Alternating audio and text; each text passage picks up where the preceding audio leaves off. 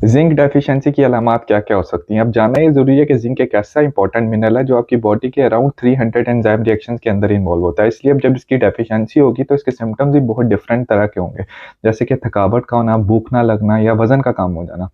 या डायरिया रहना कुछ लोगों को, या आपको स्किन का जो है वो रफ हो जाना, या उसके ऊपर रैश आना, या बालों का गिरना, या अक्सर ये होता है कि आपके मुंह के जायके या स्मेल का बदल जाना, या अक्सर loss of libido in man, या फिर इर्रेगुलर मेंसेस इन फीमेल, या आपका बार बार इन्फेक्शन होना। अब जानना ये जरूरी है कि जिंक की बॉडी में स्टोर नहीं होता, आपको डेली इनटेक किसका लेना पड़ता है, आइदर थ्रू डाइट और सप्लीमेंट्स। अब डाइट के अंदर कौन कौन सी चीज़ें आ जाती हैं, जैसे poultry products, dairy products specially cheese, meat, ठीक है, नट्स, ग्रीन लीफी वेजिटेबल, मटर, ठीक है, चने, दालें, ये रिच सोर्स हैं, या जो शेल फिश, इस तरह की जो सी फूड है उसके अंदर भी।